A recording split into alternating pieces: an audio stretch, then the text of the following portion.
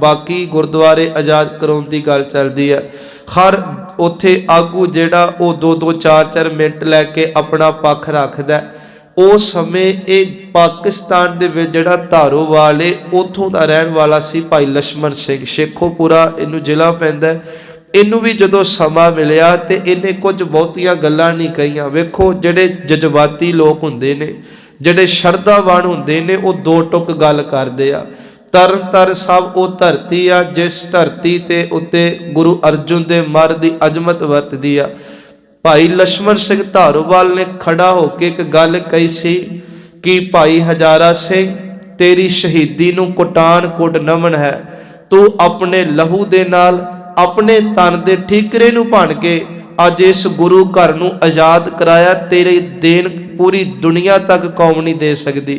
दूजी उन्हें गल कही तत्ती तवी ते बह के सुखमणी नूं गाउण वालिया, सच एवे उथे लोग तपदे सी, रुत्तां तपदियां सी, जालम तपदे सी, पर तू फिर भी ठंड वरताउण वालिया सहनशीलता सहज ते संतोख दे मालिक गुरु एक किरपा कर। जिथे ये गुरुद्वारे आज़ाद करा के मेरे भाइयों ने कुर्बानियां दित्तियां, मैं ननकाना साहब दा गुरु घर आज़ाद कराउणा चाहुंदा। मेरी झोली विच अज शहीदी दी दात पा दे।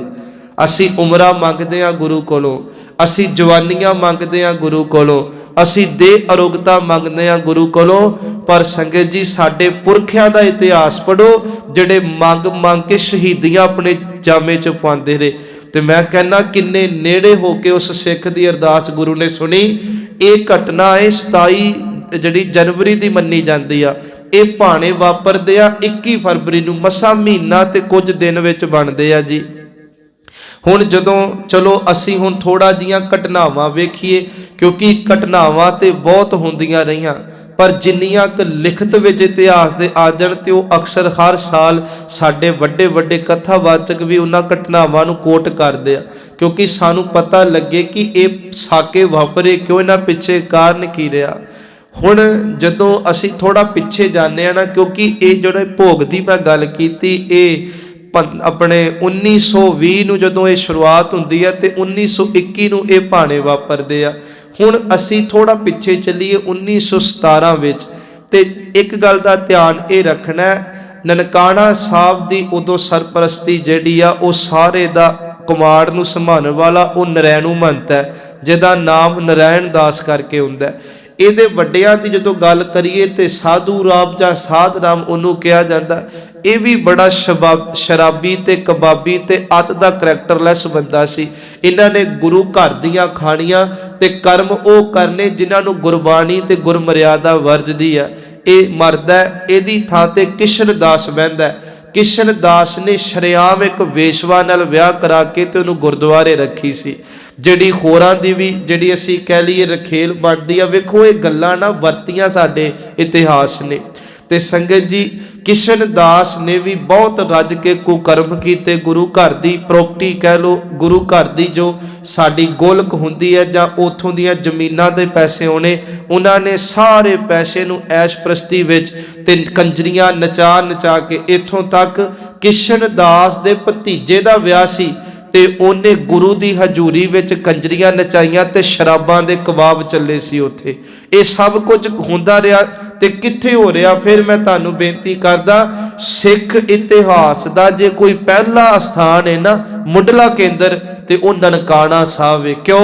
क्योंकि उत्थे गुरु नानक सच्चे पिता दा आगमन होया। बाकी तां गुरु घर गुरु जी दे जदों उदासियां ते जांदे आ उदों होंद विच आउंदे आ। हुण किशन दास नूं ये सच है संगत जी, गुरु नानक देव महाराज जी ना जदों जन्म साखियां तुसीं पढ़ो ते गुरु घर दा खाना बड़ा सौखा जे नेम ते जप तप ना होवे ते बंदे नूं कीड़े पै के फिर मौत आउंदी आ।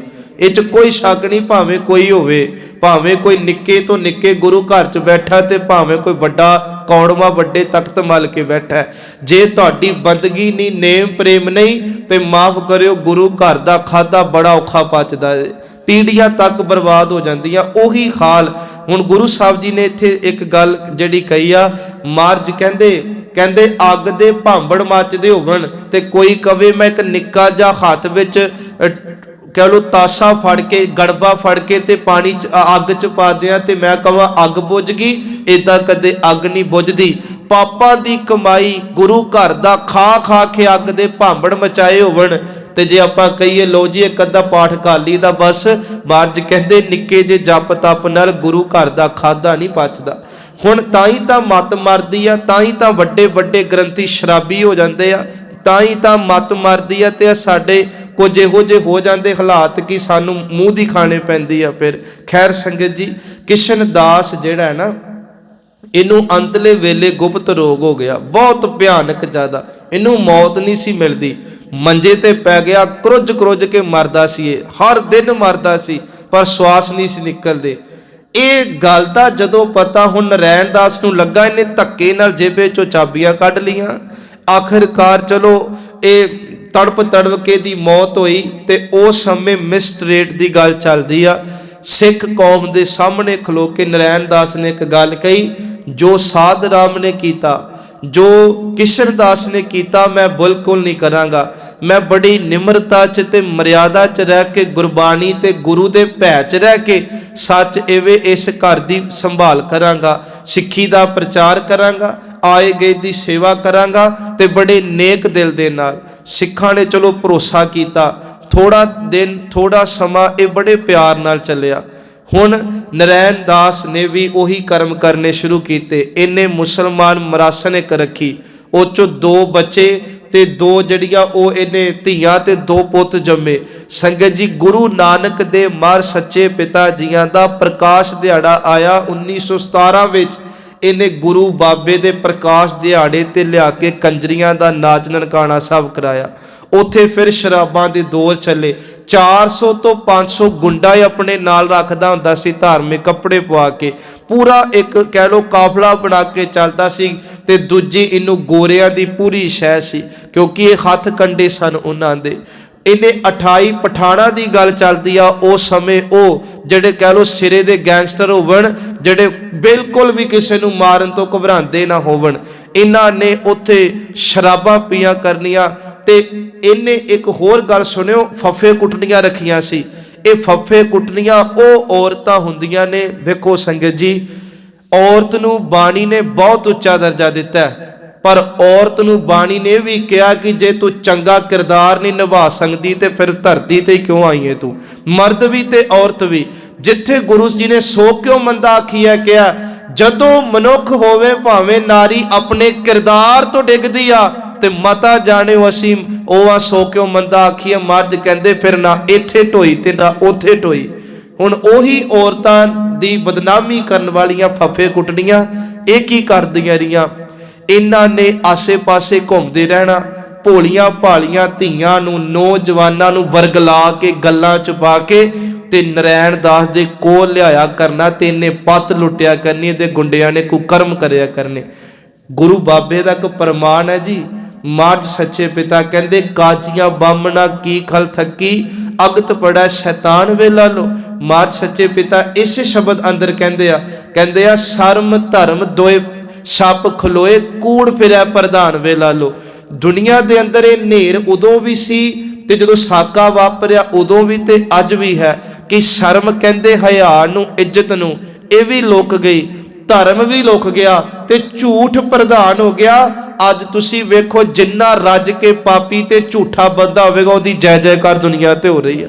ये सच है, ये क्योंकि कलयुग दा राज है। महाराज कहंदे कूड़ फिरै प्रधान वेला लो, ते वड्डे वड्डे तख्तां नूं मलण वाले किन्ने क सचियार ने, तुसी तुहाडे सामने सब कुछ चलदा है। फिर चलो इन्हें संगत जी इदां फप्पे कुटनियां रखियां, होर बड़ा कुछ। ते दूजे पासे ना इधर भी मीटिंगां हुंदियां रहियां, अपने जिहड़ी श्रोमणी कमेटी उस समय होंद विच आई कि किवें प्लैनिंग कीती जावे ते किवें जां ते महंत नूं समझाया जाए ते जां फिर इनू कहिए कि हुण तू बर्दाश्त हो जा, बिल्कुल एक साइड ते हो जा, सिख जिहड़े आ गुरु घरां दा प्रबंध संभालणगे। ये 1917 की तुसी घटना सुनी आ।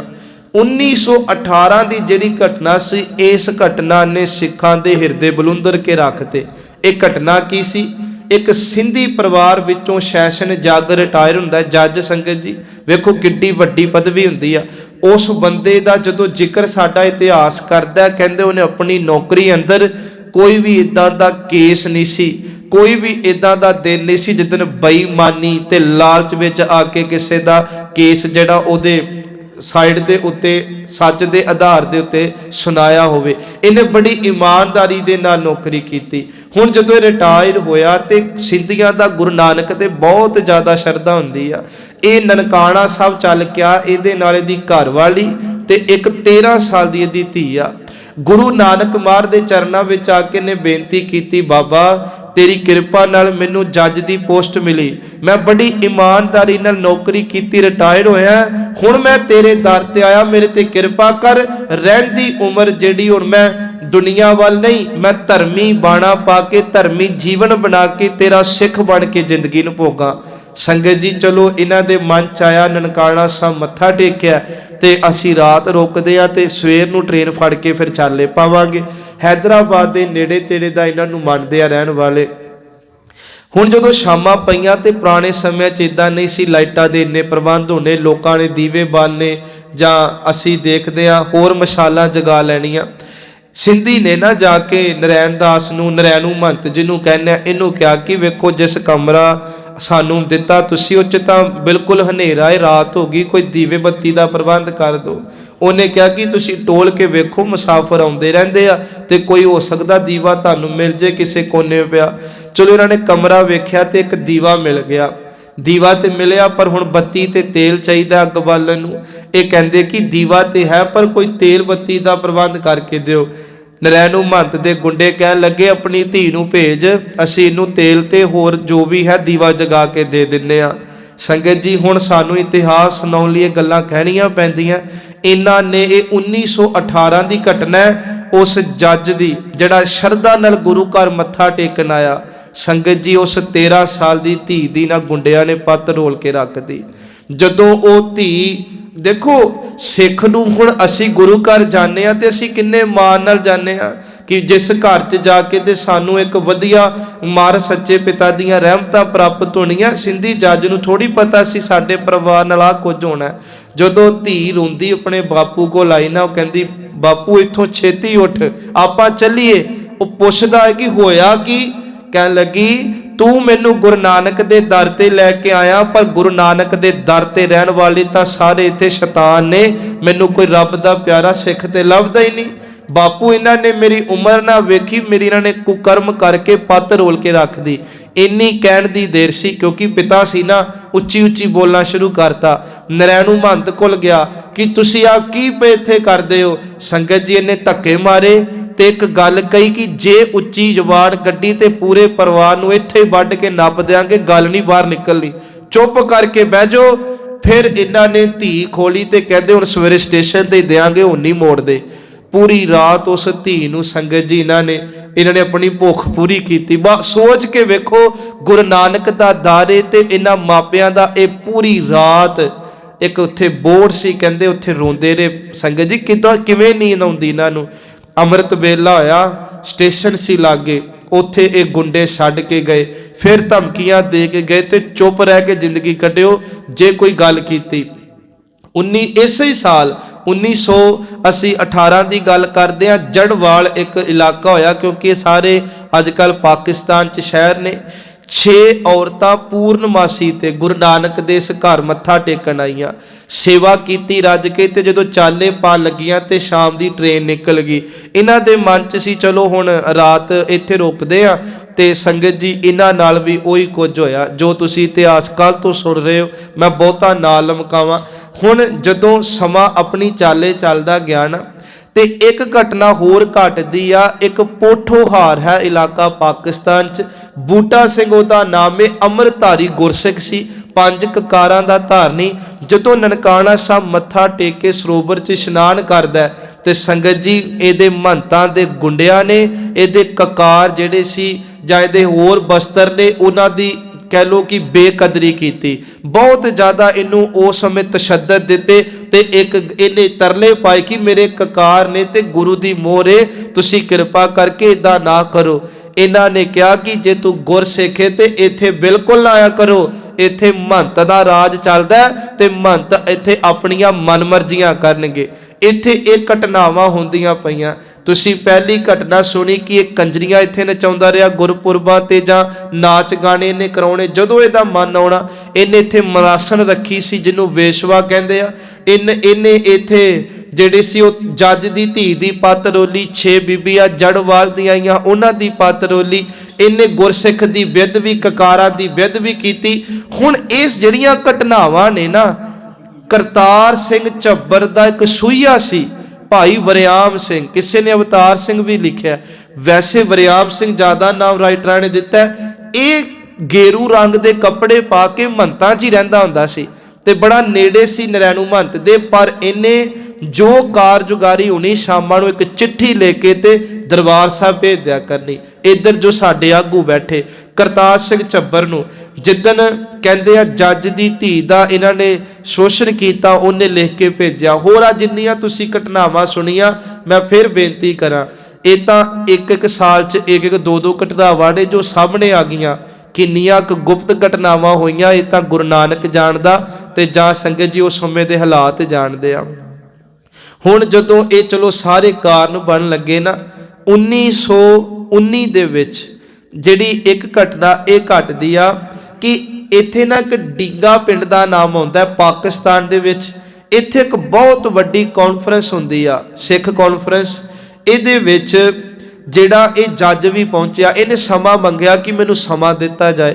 ਹੁਣ ਉੱਚੀ ਪਦਵੀ ਤੋਂ ਰਿਟਾਇਰ ਹੋਇਆ, ਸਿੱਖਾਂ ਨੇ ਮਾਣ ਕੀਤਾ, ਇਸ ਸਿੰਧੀ ਜੱਜ ਨੂੰ ਬੋਲਣ ਦਾ ਸਮਾਂ ਦਿੱਤਾ। ਇਹਦੇ ਬੋਲ ਸੁਣਿਓ। ਪੂਰੀ ਕੌਮ ਇੱਥੇ ਬੈਠੀ ਆ। ਇੱਥੇ ਲਛਮਣ ਸਿੰਘ ਧਾਰੋਵਾਲ, ਕਰਤਾਰ ਸਿੰਘ ਝੱਬਰ, ਇੱਥੇ ਸੰਤ ਤੇਜਾ ਸਿੰਘ ਜਿਹੜੇ ਜੱਥੇ ਬਣਾ ਕੇ ਅੱਗੇ ਨਿਕਲਦੇ ਆ। ਇੱਥੇ ਸੰਗਤ ਜੀ ਫਿਰ ਬੂਟਾ ਸਿੰਘ ਲਾਇਲਪੁਰ, ਇਹ ਹੋਰ ਸੀ, ਉਹ ਦੂਜਾ ਬੂਟਾ ਸਿੰਘ ਦੀ ਜਿਹਦੇ ਕਕਾਰਾਂ ਦੀ ਵਿਧ ਵੀ ਹੋਈ। ਇਹਨਾਂ ਨੇ ਇਸ ਜੱਜ ਦਾ ਲੈਕਚਰ ਸੁਣਿਆ। ਇਹਨੇ ਫਤਿਹ ਬੁਲਾ ਕੇ ਇੱਕੋ ਗੱਲ ਕਹੀ, ਸਿੱਖੋ ਮਰ ਗਏ ਹੋ ਕਿ ਹੈਗੇ ਹੋ। ਬਸ ਇੱਕ ਪਹਿਲਾਂ ਹੀ ਗੱਲ ਇਹੋ ਹੀ ਕਹੀ। 3 ਵਾਰੀ ਇਹਨੇ ਕਿਹਾ, ਉਹ ਸਿੱਖੋ ਮਰ ਗਏ ਹੋ ਕਿ ਹੈਗੇ ਹੋ। ਜਦੋਂ ਤੀਜੀ ਵਾਰੀ ਕਿਹਾ ਤੇ ਲਾਗੋ ਕਿਸੇ ਨੇ ਕਿਹਾ, ਤੂੰ ਕਹਿਣਾ ਕੀ ਚਾਹੁੰਦਾ? ਕਹਿੰਦਾ ਤੁਸੀਂ ਤੇ ਦੁਸ਼ਮਣਾਂ ਦੀਆਂ ਧੀਆਂ ਨੂੰ ਇੱਜ਼ਤਾਂ ਦੇ ਨਾਲ ਘਰ ਬਚਾ ਕੇ ਲਿਆਉਂਦੇ ਰਹੇ, ਅੱਜ ਸਾਡੀਆਂ ਇੱਜ਼ਤਾਂ ਗੁਰਦੁਆਰਿਆਂ ਵਿੱਚ ਹੀ ਲੁੱਟੀਆਂ ਜਾ ਰਹੀਆਂ ਨੇ ਤੇ ਤੁਸੀਂ ਚੁੱਪ ਕਰਕੇ ਬੈਠੇ ਹੋ। ਸੰਗਤ ਜੀ ਤੋਂ ਜੋ ਹੋਇਆ ਨਾਲੇ ਰੋਈ ਜਾਏ, ਨਾਲੇ ਆਪਣੇ ਧੀ ਬਾਰੇ ਹੋਏ ਪਾਪਾਂ ਨੂੰ ਦੱਸੀ ਜਾਏ। ਹੁਣ ਕਰਤਾਰ ਸਿੰਘ ਝੱਬਰ ਨੇ, ਲਛਮਣ ਸਿੰਘ ਧਾਰੋਵਾਲ ਨੇ, ਬੂਟਾ ਲਹਿਲਪੁਰ ਦਾ ਜਿਹੜਾ ਰਹਿਣ ਵਾਲਾ, ਇਹਨਾਂ ਨੇ ਇੱਕ ਕਸਮ ਜੀ ਖਾ ਲਈ ਕਿ ਮਣਾ ਹੁਣ ਜਿਉਣ ਦਾ ਫਾਇਦਾ ਕੀ, ਹੁਣ ਨਹੀਂ ਜਿਉਣਾ। ਹੁਣ ਤਾਂ ਗੁਰੂ ਨਾਨਕ ਸੱਚੇ ਪਿਤਾ ਭਾਵੇਂ ਤਨ ਜਾਂਦਾ ਤੇ ਜਾਏ, ਪਰ ਹੁਣ ਆਪਾਂ ਵਾਰ ਕੇ ਵੀ ਨਾ ਮਹੰਤਾਂ ਕੋਲੋਂ ਤੇਰਾ ਗੁਰੂ ਘਰ ਜ਼ਰੂਰ ਆਜ਼ਾਦ ਕਰਾਉਣਾ ਹੈ। ਇਹ 1919 ਵਿੱਚ ਜਿਹੜੀ ਸੀ ਇਹ ਕਾਨਫਰੰਸ ਹੁੰਦੀ ਆ। ਇੱਧਰ ਸੰਗਤ ਜੀ ਚਲੋ ਮਤੇ ਪੈਣ ਲੱਗੇ। ਮਾਸਟਰ ਤਾਰਾ ਸਿੰਘ ਦੀ ਅਗਵਾਈ, ਹੋਰ ਸਾਰੇ, ਤੇਜਾ ਸਿੰਘ ਪੁੱਚਰ, ਤੇਜਾ ਸਿੰਘ ਚੂੜਕਾਣਾ ਆਦਿਕ। ਇੱਧਰ ਨਾ ਜਦੋਂ ਮਹੰਤ ਨੂੰ ਪਤਾ ਲੱਗਦਾ ਕਿ ਇਹ ਤਾਂ ਹੁਣ ਜਿਹੜੇ ਸ਼੍ਰੋਮਣੀ ਕਮੇਟੀ ਹੋਂਦ ਵਿੱਚ ਆਈ ਆ, ਇਹ ਤਾਂ ਵੱਡੇ ਕਾਫਲੇ ਦੇ ਨਾਲ, ਇਹਨਾਂ ਨੇ ਤਰੀਕਾਂ ਵੀ ਮਿੱਥ ਲੀਆਂ। 4, 5 ਤੇ 6 ਮਾਰਚ ਮਿੱਥੀ ਕਿ ਅਸੀਂ ਵੱਡਾ ਇੱਕ ਇਜਲਾਸ, ਜਿਹੜਾ ਵੱਡਾ ਇਕੱਠ ਉਹ ਨਨਕਾਣਾ ਸਾਹਿਬ ਦੀ ਹਦੂਦ ਵਿੱਚ ਕਰਕੇ ਤੇ ਉੱਥੇ ਫਿਰ ਜਾ ਤੇ ਇਹਨੂੰ ਸਮਝਾਵਾਂਗੇ ਤੇ ਜਾਂ ਫਿਰ ਕਵਾਂਗੇ ਮੱਥਾ ਟੇਕ ਕੇ ਹੁਣ ਪਾਸੇ ਹੋ ਜਾ। ਨਰੈਣ ਨੂੰ, ਮਹੰਤ ਨੂੰ ਜਦੋਂ ਇਹ ਗੱਲ ਦਾ ਪਤਾ ਲੱਗਾ, ਉਹ ਕਰਤਾਰ ਸਿੰਘ ਝੱਬਰ ਨੂੰ ਮਿਲਦਾ। ਉਹਨੇ ਆ ਕੇ 3 ਗੱਲਾਂ ਕਹੀਆਂ। ਕਹਿੰਦਾ ਵੇਖੋ ਤੁਸੀਂ ਬਿਲਕੁਲ ਵੀ ਇਦਾਂ ਦਾ ਇਕੱਠ ਨਾ ਕਰੋ, ਤੁਸੀਂ ਜੋ ਕਹੋਗੇ ਮੈਂ ਮੰਨਣ ਨੂੰ ਤਿਆਰ ਆ, ਮੇਰੀਆਂ 3 ਸ਼ਰਤਾਂ ਜ਼ਰੂਰ ਮੰਨ ਲਓ। ਕਰਤਾਰ ਸਿੰਘ ਝੱਬਰ ਕਹਿੰਦਾ ਦੱਸੋ ਕਿਹੜੀਆਂ ਸ਼ਰਤਾਂ ਨੇ ਤੁਹਾਡੀਆਂ? ਇਹ ਕਹਿਣ ਲੱਗਾ ਕਿ ਮੇਰੀਆਂ ਸ਼ਰਤਾਂ ਪਹਿਲੀ ਇਹ ਆ ਕਿ ਮੈਨੂੰ ਗੱਦੀ ਤੋਂ ਨਾ ਲਾਇਆ ਜਾਏ ਤੇ ਮੈਂ ਇਸੇ ਗੁਰੂ ਘਰ ਦਾ ਪ੍ਰਬੰਧ ਸੰਭਾਲਾਂ, ਕਿਉਂਕਿ 5000 ਏਕੜ ਜ਼ਮੀਨ ਥੋੜੀ ਨਹੀਂ ਹੁੰਦੀ। ਹੁਣ ਦੂਜੀ ਇਹਨੇ ਗੱਲ ਇਹ ਕਹੀ ਕਿ ਮੈਨੂੰ ਜਿਹੜੀ ਸ਼੍ਰੋਮਣੀ ਕਮੇਟੀ ਤੁਸੀਂ ਬਣਾਈ ਉਹਦਾ ਮੈਂਬਰ ਬਣਾਓ। ਤੀਜੀ ਗੱਲ ਇਹਨੇ ਕਹੀ ਕਿ ਮੈਂ ਤਨਖਾਹ ਨਹੀਂ ਲੈਣੀ, ਮੈਨੂੰ ਜਿੰਨੀ ਆਮਦਨ ਹੁੰਦੀ ਹੈ ਉਹਦੇ ਵਿੱਚੋਂ ਹਿੱਸਾ ਦਿੱਤਾ ਜਾਏ। ਕਰਤਾਰ ਸਿੰਘ ਝੱਬਰ ਕਹਿਣ ਲੱਗਾ ਤੂੰ ਇੱਥੇ ਦਾ ਪ੍ਰਬੰਧ ਸੰਭਾਲ, ਗੁਰਮਤ ਦੇ ਦਾਇਰੇ 'ਚ ਅਸੀਂ ਨਹੀਂ ਰੋਕਦੇ। ਦੂਜੀ ਤੂੰ ਗੱਲ ਕਹੀ ਆ ਕਿ ਤੈਨੂੰ ਹਿੱਸਾ ਚਾਹੀਦਾ, ਤਨਖਾਹ ਨਹੀਂ ਚਾਹੀਦੀ, ਇਹ ਵੀ ਮਨਜ਼ੂਰ ਆ। ਜਿਹੜੀ ਤੂੰ ਤੀਜੀ ਗੱਲ ਕਹੀ ਆ ਕਿ ਸ਼੍ਰੋਮਣੀ ਕਮੇਟੀ ਦਾ ਮੈਂਬਰ, ਕਹਿੰਦਾ ਇਹ ਮੇਰੇ ਹੱਥ ਵਸ ਨਹੀਂ, ਇਹ ਤਾਂ ਪੰਥ ਦਾ ਫੈਸਲਾ, ਜੇ ਪੰਥ ਜੋ ਕਹੇਗੀ ਉਹ ਮਨਜ਼ੂਰ ਹੋਵੇਗਾ। ਅਸਲ 'ਚ ਨਾ ਇਹ ਬੰਦਾ ਟਾਈਮ ਟਪਾਉਂਦਾ ਸੀ, ਕਿਉਂਕਿ ਇਹ 19 ਤੋਂ ਬਾਅਦ 21 ਦਾ ਸਮਾਂ ਆ ਗਿਆ ਸੰਗਤ ਜੀ।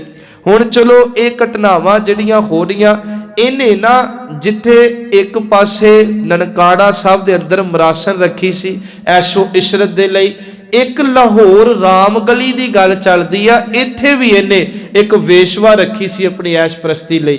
ਇੱਥੇ ਇਹਨੇ ਇੱਕ ਬਹੁਤ ਵੱਡੀ ਮੀਟਿੰਗ ਕੀਤੀ ਆਪਣੇ ਮਹੰਤਾਂ ਦੀ, ਉਦਾਸੀਆਂ ਦੀ, ਨਿਰਮਲਿਆਂ ਦੀ, ਜਿਹਦੇ ਵਿੱਚੋਂ ਬਾਬਾ ਕਰਤਾਰ ਸਿੰਘ ਬੇਦੀ ਜਿਹੜਾ ਮੇਨ ਹੋਇਆ।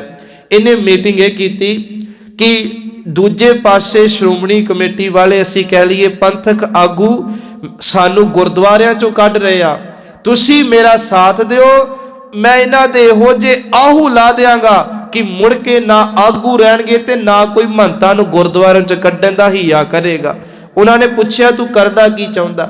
ਉਹਨੇ ਕਿਹਾ ਕਿ ਇਹ 4 ਤੇ 5 ਤੇ 6 ਮਾਰਚ 1921 ਇਹ ਨਨਕਾਣਾ ਸਾਹਿਬ ਆਉਣਾ ਚਾਹੁੰਦੇ ਆ, ਸਾਡੇ ਨਾਲ ਬਹਿ ਕੇ ਸਲਾਹ ਮਸ਼ਵਰਾ ਕਰਨਾ ਚਾਹੁੰਦੇ ਆ।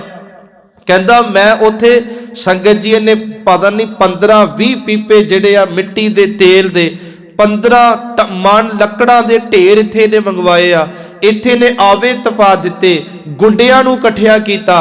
ਕਹਿੰਦਾ ਟੋਕੇ, ਛਬੀਆਂ, ਕਟੂਏ ਸਭ ਤਿੱਖੇ ਕਰ ਕਰਕੇ ਕਿਰਪਾਨਾਂ ਰੱਖ ਲੋ, ਗੋਲੀਆਂ ਹੱਥ ਗੋਲੇ ਰੱਖ ਲੋ, ਧਰਮੀ ਕੱਪੜੇ ਪਾ ਲੋ। ਇੱਕ ਪਾਸੇ ਇਹ ਸਟੇਜ ਤੇ ਆਉਣ, ਆਪਾਂ ਇਹਨਾਂ ਨਾਲ ਗੱਲਾਂ ਕਰਾਂਗੇ, ਦੂਜੇ ਪਾਸੇ ਮੈਂ ਨਨਕਾਣਾ ਸਾਹਿਬ ਦੇ ਦੱਖਣ ਦਾ ਬੂਹਾ ਖੁੱਲਾ ਰੱਖਾਂਗਾ, ਤੁਸੀਂ ਇਹੋ ਜਿਹਾ ਧਾਵਾ ਬੋਲਿਓ ਕਿ ਮੈਂ ਰੋਲਾ ਪਾ ਦਾਂਗਾ, ਉਹ ਬੰਦੇ ਪੈ ਗਏ, ਮਾਰੇ ਗਏ, ਲੁੱਟੇ ਗਏ, 15-20 ਮਿੰਟ ਲੱਗਣੇ ਆ, ਕੌਮ ਦੇ ਸਾਰੂ ਆਗੂਆਂ ਨੂੰ ਇੱਕੋ ਟਾਈਮ ਤੇ ਝਟਕਾ ਦੇਾਂਗੇ।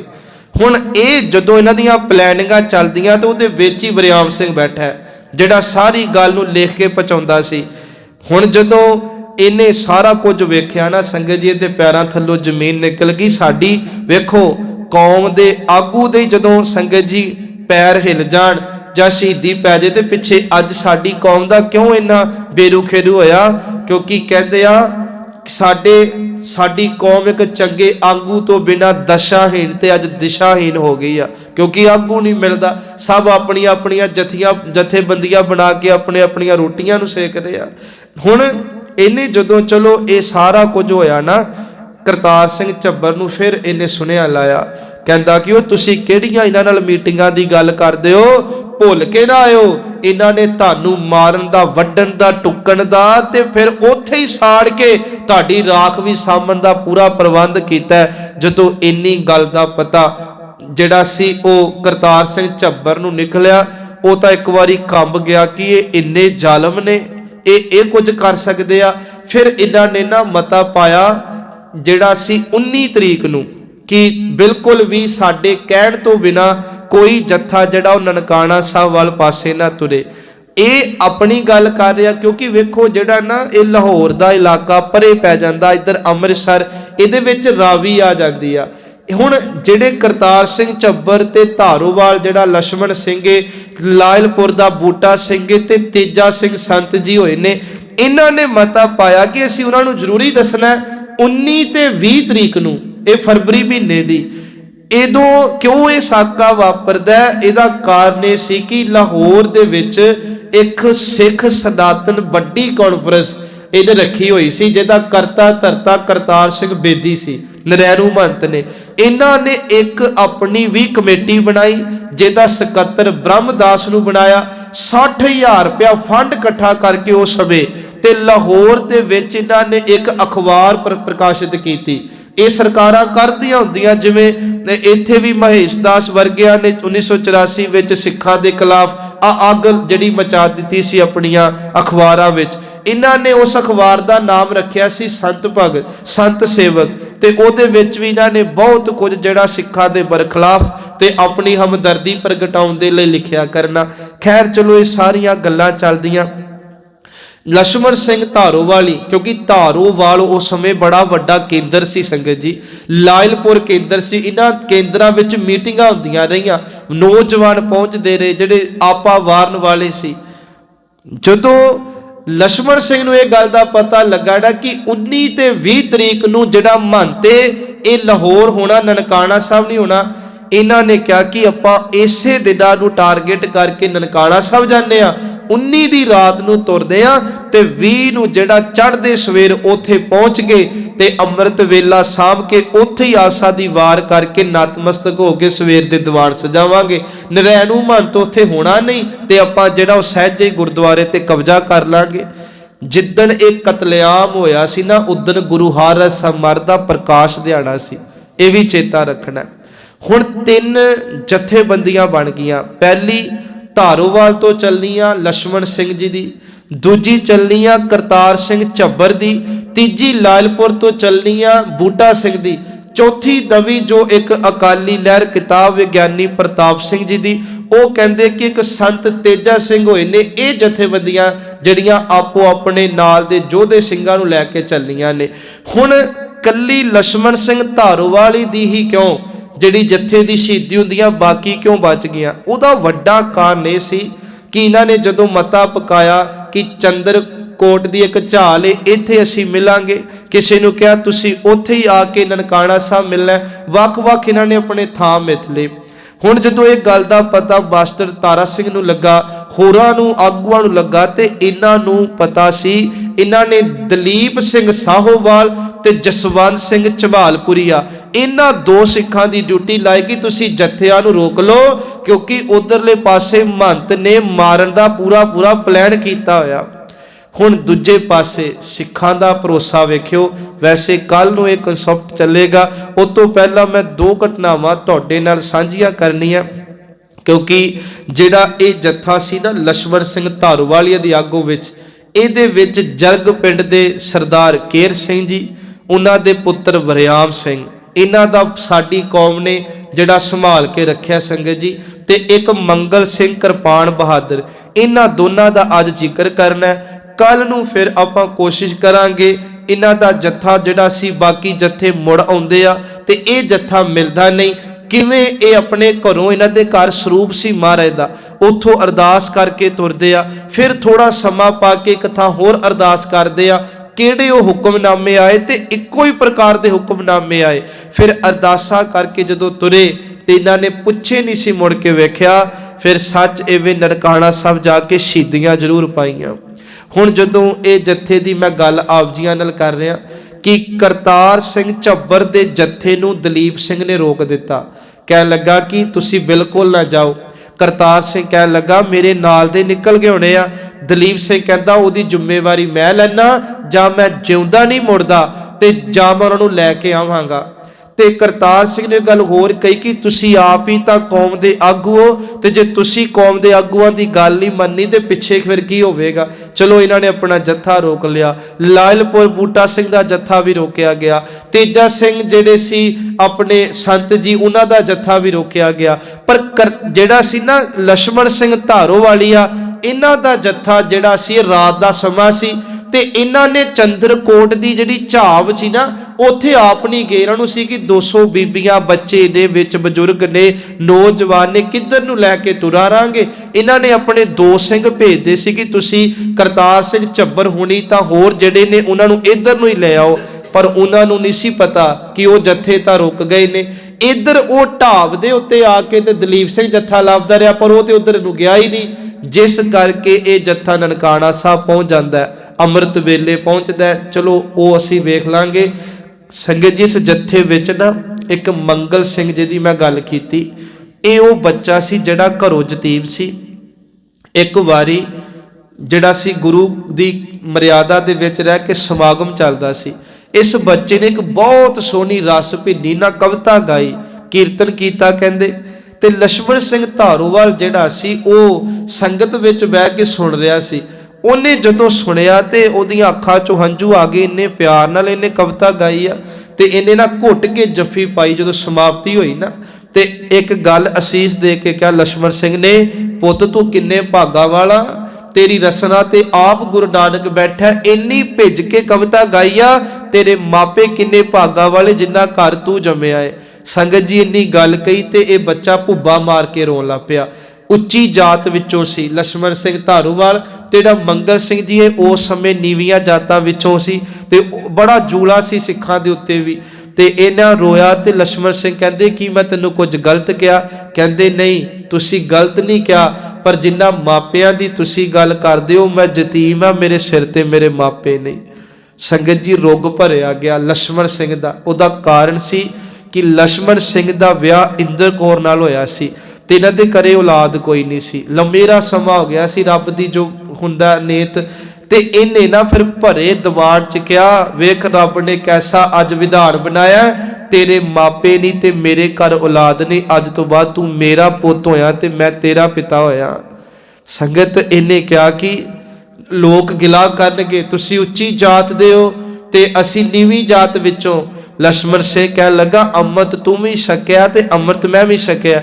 ਗੁਰੂ ਗੋਬਿੰਦ ਸਿੰਘ ਮਹਾਰਾਜ ਨੇ ਜਾਤਾਂ ਪਾਤਾਂ ਚ ਉੱਪਰ ਚੁੱਕਿਆ, ਇੱਕੋ ਹੀ ਥਾਲ ਦੇ ਵਿੱਚ ਇਹਨਾਂ ਨੇ ਲੰਗਰ ਪ੍ਰਸ਼ਾਦਾ ਛਕਿਆ। ਬੜਾ ਵਿਰੋਧ ਹੋਇਆ।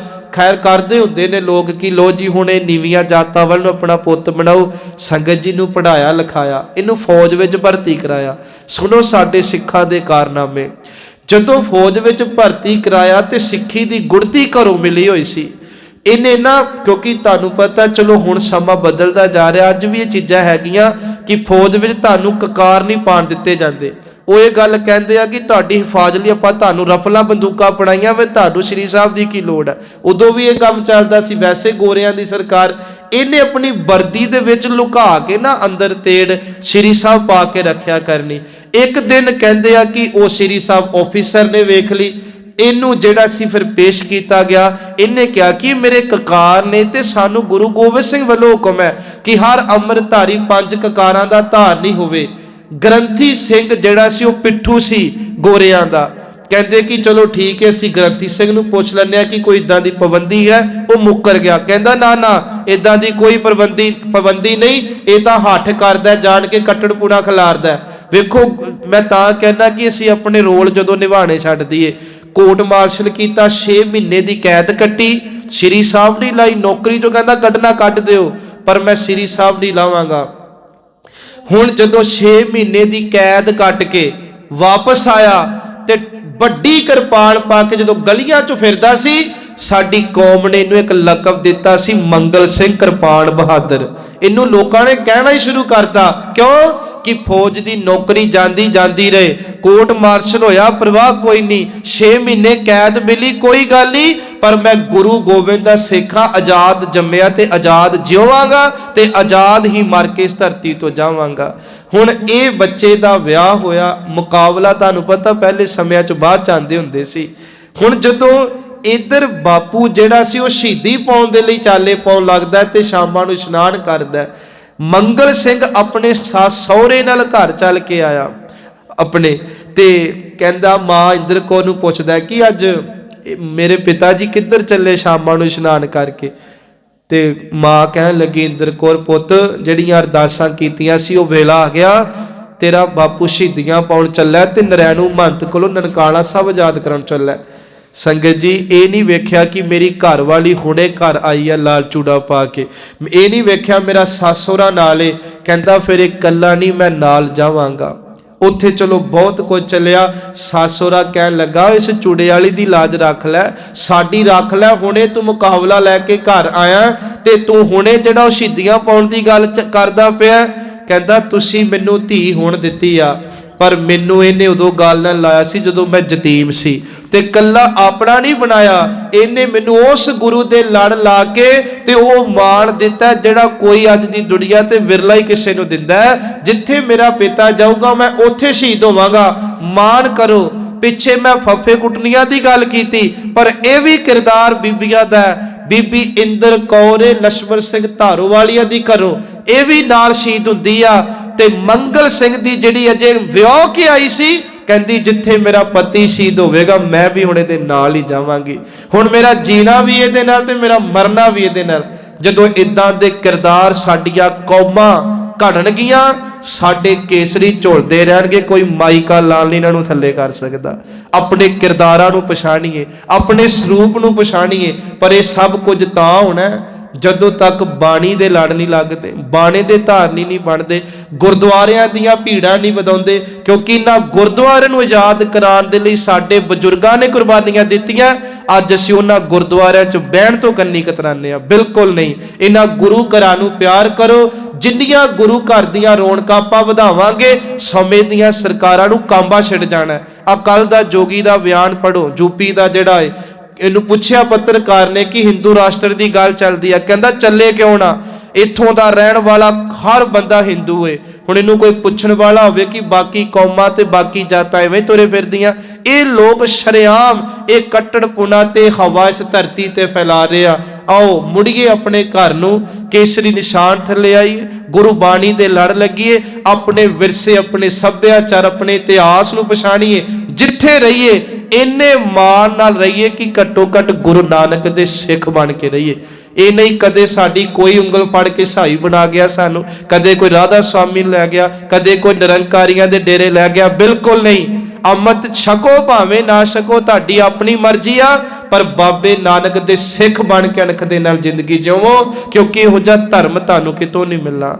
ਭੁੱਲਾਂ ਦੀ ਖਿਮਾ। ਵਾਹਿਗੁਰੂ ਜੀ ਕਾ ਖਾਲਸਾ, ਵਾਹਿਗੁਰੂ ਜੀ ਕੀ ਫਤਿਹ।